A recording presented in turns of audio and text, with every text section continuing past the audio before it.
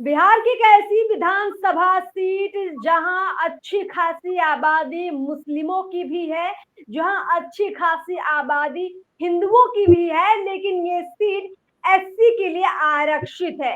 यानी यहाँ जो जीत होती है वो एससी वोटर्स की वजह से मानी जाती है। और इसीलिए इस सीट पर आप देखिए कि जो पिछले चुनाव में सीपीआई एमएल के उम्मीदवार चुनाव जीते थे, गोपाल रविदास यहाँ से विधायक बने थे। लेकिन 2025 के चुनाव में क्या वही समीकरण बरकरार है?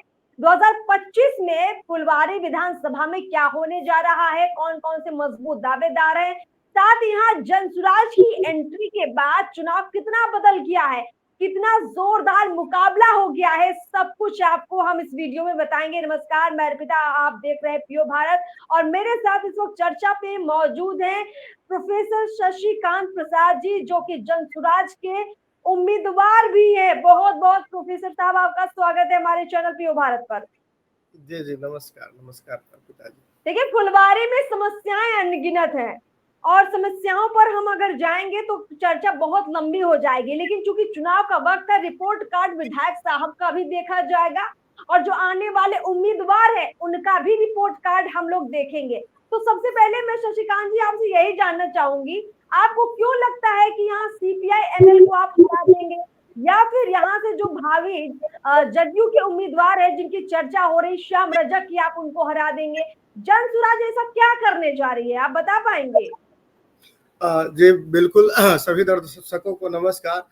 देखिए, फुलवारी के जो डेमोग्राफिक परिस्थिति है, इसमें मुस्लिम वोटर और दलित वोटर, उसके बाद पिछड़ों वोटरों का जो है ना बोलबाला रहा है। पिछले लगभग 25 सालों से कहीं ना कहीं यहाँ सिर्फ और सिर्फ वोट की राजनीति हुई है और उसी वोट के राजनीति के आधार पर, ध्रुवीकरण के राजनीति के आधार पर लोग जीतते आए हैं, चाहे श्याम रजक जी हो चाहे गोपाल रविदास जी हो। हम लोगों ने पिछले 6 महीने से पूरे फुलवारी विधानसभा का भ्रमण किया है। हम लोग जनसंपर्क किए, उसमें देखें कि फुलवारी की क्या क्या समस्याएं हैं। देखने के बाद एकदम स्पष्ट है कि जो पिछले 25 सालों में फुलवारी का विकास एकदम से हमको लगता नहीं हुआ है। कंपेरेटिवली आप देख लिए, फतुहा विधानसभा हो गया, उसके बाद दानापुर देख लीजिए, बिहटा का क्षेत्र देख लीजिए, बगल में हमारा जो है फतुहा का विधानसभा, ये सारे विधानसभा का इर्द गिर्द का जो स्थान है वो कहीं ना कहीं विकास हुआ है। वहाँ पे विकास देखिए, सोसाइटी बड़े बड़े बने हैं, वहाँ का रोड देखिए, गली देखिए, नाला देखिए, सब बेहतर काम हुआ। लेकिन फुलवारी एकदम शहर के नजदीक शहर रहते हुए भी जब हम इसकी देखते हैं परिस्थिति, तो आपको देखने को मिलेगा कि एकदम उसी तरह से स्लम बस्ती है, जहाँ पानी पीने के लिए लोगों के पास नहीं है। गलियों की स्थिति इतनी खराब है कि अगर गली में जाएंगे, फुलवारी विधानसभा के किसी भी गांव के गली में चले जाइए, बेहतर गली नहीं मिलेगा। नल जल लगाया गया लेकिन पानी निकासी की रास्ता नहीं है। स्कूलों की स्थिति जस की तस है। जो गरीब है गांव के लोग, उनको स्कूलों में जाते हैं खिचड़ी के नाम पे, लेकिन वहाँ किसी तरह का कोई पढ़ाई नहीं होता है। पिछले फुलवारी सभा में 2 अस्पताल का निर्माण होना था, एक पुनपुन में, एक रामपुर फरीदपुर में। रामपुर फरीदपुर का स्ट्रक्चर खड़ा हो गया लेकिन अस्पताल अभी तक चालू नहीं हुआ है। पुनपुन में नींव डाला गया है लेकिन अभी तक हुआ नहीं है 5 वर्षों में। मतलब यहाँ के विधायक भी कोई काम नहीं कर रहे? शशिकांत जी, आप ये बता रहे हैं कि यहाँ के विधायक बैठे हैं घर पर, काम नहीं कर रहे हैं बाहर निकल के? 25 सालों का हम बता रहे हैं, ये ना लेखा जोखा है, 5 सालों का नहीं, सिर्फ 25 सालों का लेखा जोखा बता रहे हैं कि यहाँ सिर्फ वोट बैंक की राजनीति हुई है। जमीनी स्तर का किसी भी तरह का कोई काम नहीं। अगर काम होता तो एक यहाँ बेहतर लाइब्रेरी नहीं है, एम्स के बगल में वाटर लॉगिंग की स्थिति है, खेतों में भी देखिए, बगल में ना फुलवारी के बगल में खेत खलिहान है, वहाँ पानी लगा हुआ है। स्थिति यहाँ के दयनीय है। दूसरी एक चीज और बताना चाहता हूँ कि फुलवारी में सभी विधानसभाओं में देखिए, आसपास में कहीं ना कहीं कुछ ना कुछ बेसिक स्ट्रक्चर होते हैं जो छात्र नौजवान के लिए, जैसे एक भी आपको प्ले ग्राउंड नहीं मिलेगा, एक भी लाइब्रेरी नहीं मिलेगी, एक भी कम्युनिटी जो सरकारी हॉल है वो नहीं मिलेगा। पुनपुन और फुलवारी दोनों में नहीं मिलेगा। तो 25 सालों में क्या विकास हुआ है फुलवारी का? यहाँ के नहीं, जनप्रतिनिधि शशिकांत जी, फुलवारी को तो हमने भी देखा है, जो गड्ढे मिलते हैं फुलवारी में।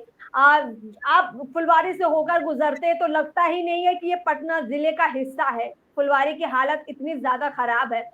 शशिकांत जी, इसलिए मेरा सीधा सवाल ये है कि भाई जनसुराज ऐसा क्या कर देगी? आपका चुनाव जनसुराज ने क्यों किया है?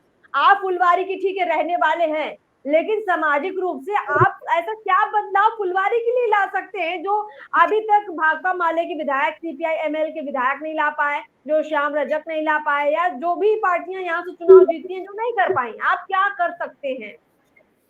देखिए, सबसे पहला जन सुराज का जो वादा है, सबसे पहला तो है कि गरीबी हटाने का एकमात्र रास्ता है शिक्षा।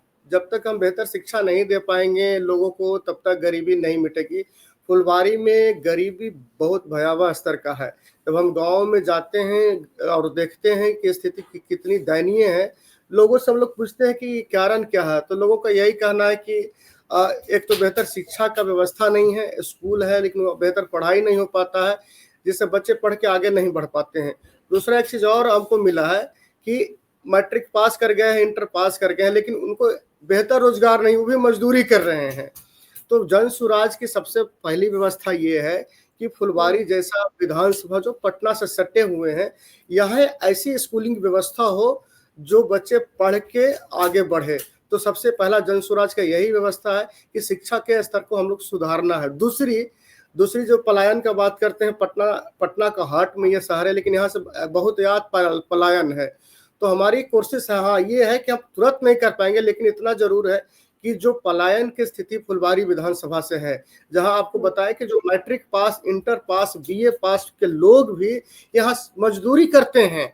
किस तरह का व्यवस्था है, वो मजदूरी करते हैं।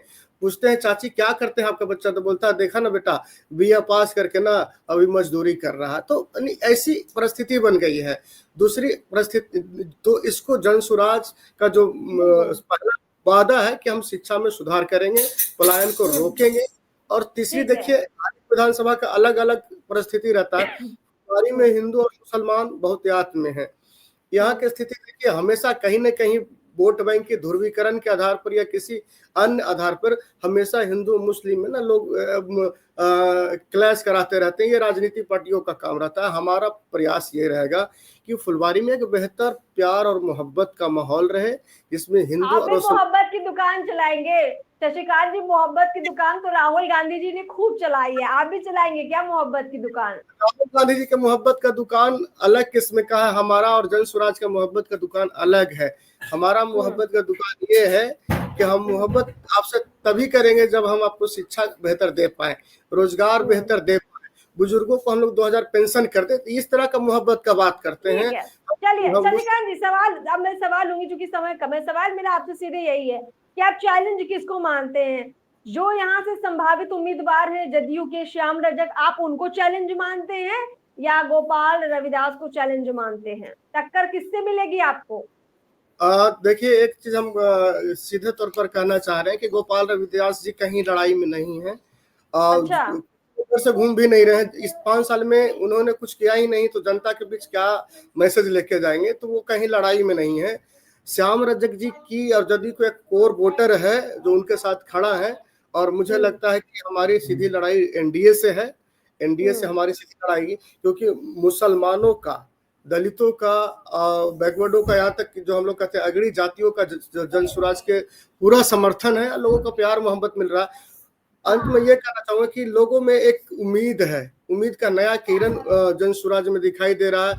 तीसरा विकल्प दिखाई दे रहा है। और कहीं ना कहीं जो हमको लगता है आजादी के बाद फुलवारी विधानसभा में एक भी आज तक पढ़े लिखे, जिनका ब्लूप्रिंट काम करने का, जिनका रिकॉर्ड भी बेहतर हो काम करने का, वो ऐसा कैंडिडेट नहीं आया है। तो मुझे लगता है कि अगर हम फुलवारी में, अगर जनता मुझे मौका देगी, तो हमारे पास एक मिशन है, विजन है, जनसुराज के पास एक ब्लूप्रिंट है कि हम बेहतर काम कर पाएंगे फुलवारी में। चलिए ठीक है शशिकांत जी, आपको शुभकामनाएं। हमें लगता है कि जनता से वादे देखिए सभी नेता कर रहे हैं, आप भी जाएंगे, कुछ वादे करेंगे, कुछ हकीकत होगी, कुछ फसाना होगा। क्या हकीकत होगी, क्या फसाना होगा, इस रिपोर्ट को हम लोग पब्लिक के बीच में जाके खंगालेंगे। लेकिन फिलहाल आपको बहुत बहुत शुभकामनाएं। आप जनता के बीच पहुंच रहे हैं, जा रहे हैं, समस्याओं को देख रहे हैं, उठा रहे हैं मुद्दों को। इसके लिए आपका बहुत बहुत आभार, बहुत बहुत शुक्रिया हमसे बातचीत करने के लिए। बहुत बहुत धन्यवाद। आप